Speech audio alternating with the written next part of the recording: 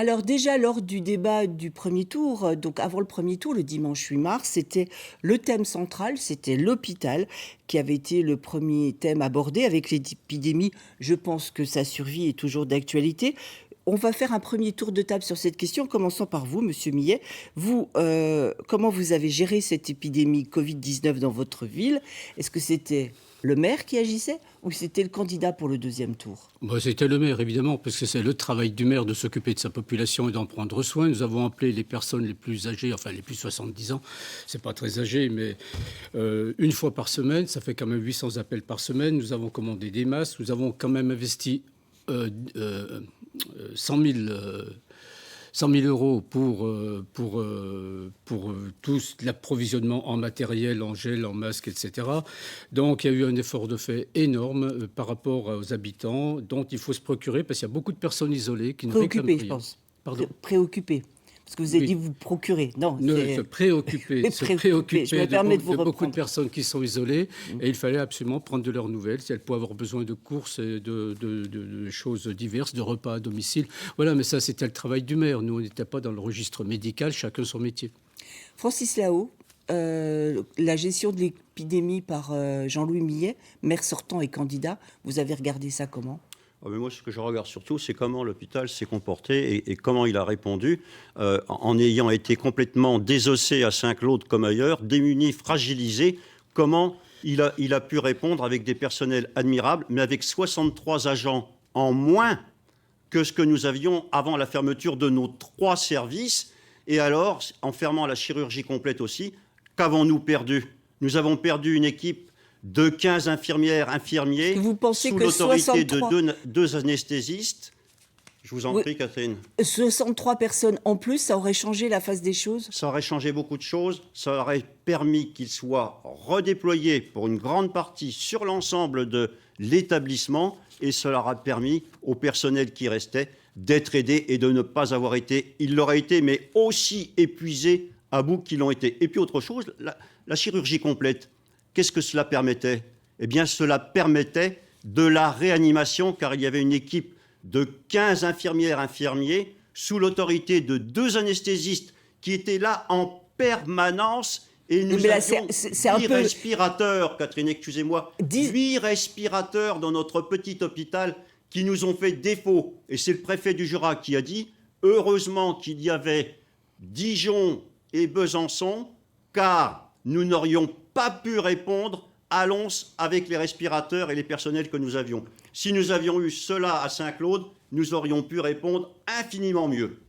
Frédéric Poncet, je vous voyais déjà réagir en hochant la tête. Vous n'êtes pas vraiment d'accord avec ce que vient de dire Francis Lao?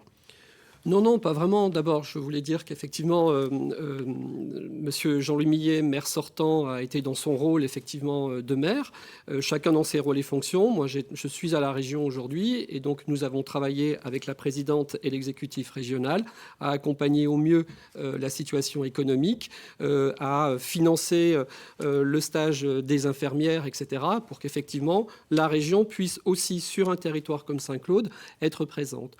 Non, je ne partage pas ce que vient de dire Francis Lao, parce que je crois que nous avons eu des soignants au sein de l'hôpital et des médecins qui ont fait extrêmement bien leur travail. Et les 63 postes, ça ne manquait pas? Seulement 5 personnes ont dû être transférées à Lons-le-Saunier pour une observation un petit peu plus poussée. Voilà, le résultat, il est là. Je crois qu'encore une fois, nous sommes un établissement de proximité. Nous ne sommes pas un CHU. Voilà. Donc vous pensez que l'hôpital de Saint-Claude, tel qu'il est structuré aujourd'hui, ça suffisait largement pour gérer cette histoire de Covid-19? Moi, je crois surtout que cet hôpital, et les élus et les usagers doivent regarder devant eux, voilà, pour reconstruire cette offre de soins qui nous est indispensable. Et surtout, et le seul enjeu aujourd'hui, c'est la capacité de cet établissement à recruter des médecins. On développera tout à l'heure. Jean-Louis Millet, votre réaction aux propos qui viennent d'être tenus? Je partage tout à fait les propos de Francis Lao. Par contre, l'hôpital n'a pas tenu.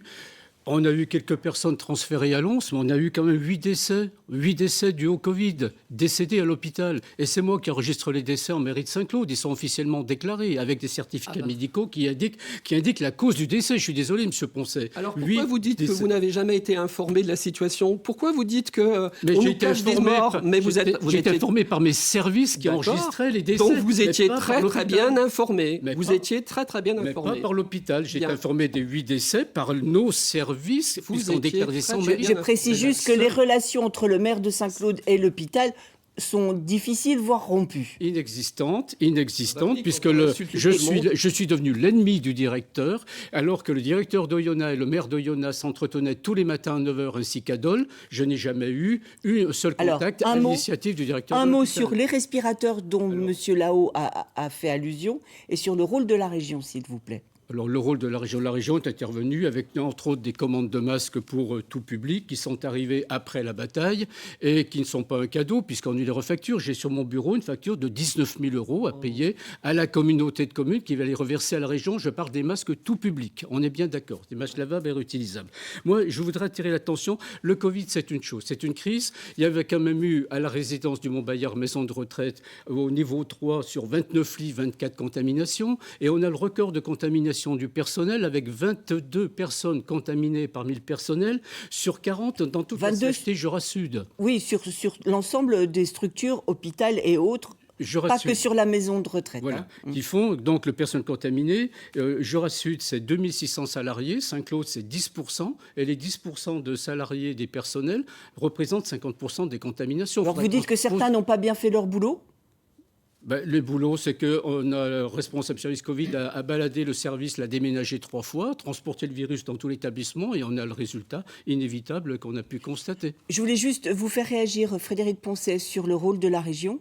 Donc ce ne sont pas des dons, c'est simplement la région qui s'est organisée pour commander massivement des masques et après les faire payer par les collectivités, Saint-Claude et d'autres. Il y a eu 2 choses. Il y a eu des commandes de masques qui ont été offerts au personnel soignant, au personnel dans les cantous, dans les EHPAD, etc. Ceux-là ont été offerts gratuitement. Voilà, on a joué cette solidarité-là. Et les autres ont été offerts payants.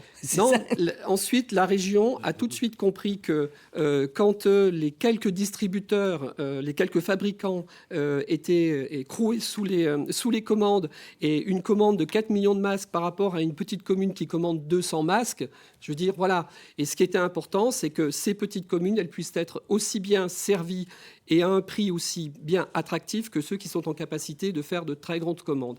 Vous avez fait une première commande de masques, monsieur le maire, et vous êtes heurté à la même écueil que nous, c'est-à-dire que votre commande, elle n'a pas suivi, et vous êtes rabattu effectivement sur ceux de la région. Mais c'est faux, monsieur Poncet, vous êtes un menteur. Tiens. J'ai commandé des masques en Chine, j'en ai pour 15 000 €, je l'ai reçu 3 semaines avant la région, ce qui nous a permis de faire une distribution avant tout le monde. 15 millions d'euros, je les ai fait livrer en Suisse pour pas qu'on me les pique. 15 millions d'euros, non, 15 millions de... Non, vous voulez dire 15 000 €, pardon. 15 millions, c'était un peu excessif. Même en campagne électorale, c'est un peu beaucoup. C'était pas dans nos possibilités. 15 000 € de masques on va faire quand même en Chine. Voilà.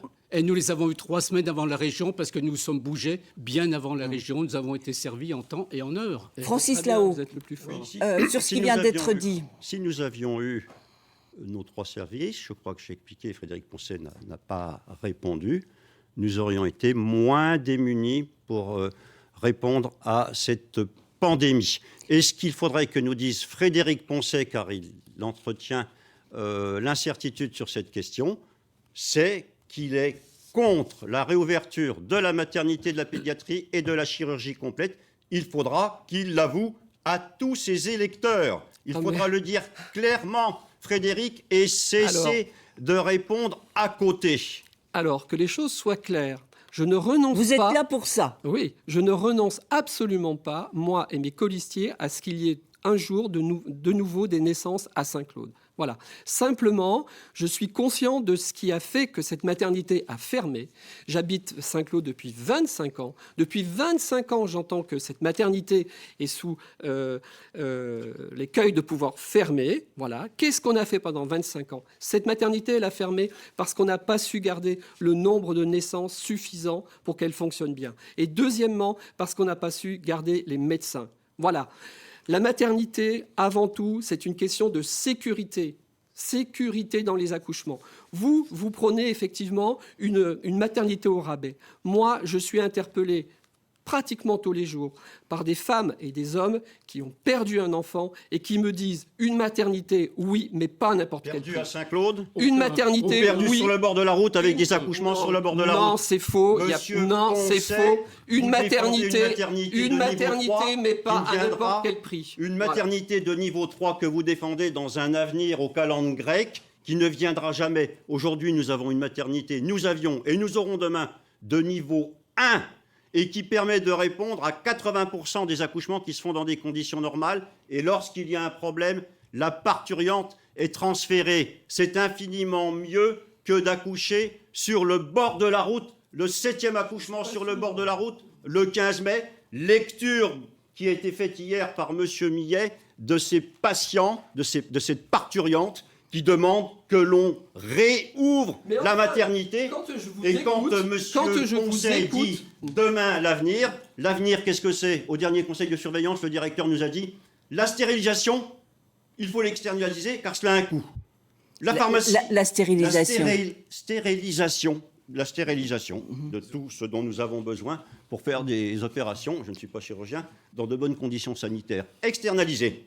La pharmacie externalisée, allons-y.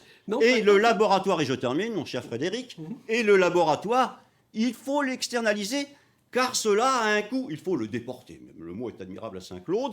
Il faut le déporter.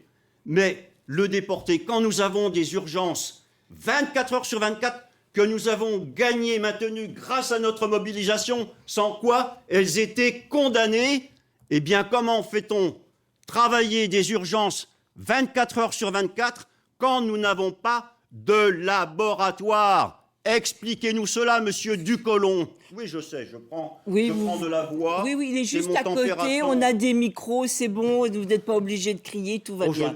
La réponse, monsieur Poncet, et puis après on va passer à autre chose. Claire. Quand je vous entends, je ne comprends pas pourquoi on a perdu des services dans cet hôpital, alors que vous êtes aux responsabilités depuis 25 ans, un quart de siècle, dans cet hôpital. Quand vous dites vous, c'est monsieur Lahaut et monsieur... Moi, je n'avais rien fait, le plateau technique, il y a 25 ans. C'est nous qui l'avons gagné avec le comité de défense que j'ai créé, dont j'étais à l'origine. Et tu n'as rien fait. Oui, je sais, je t'assourdis parce que tu n'as pas de réponse. Non, mais si, ma réponse, elle est claire. Je suis désolé.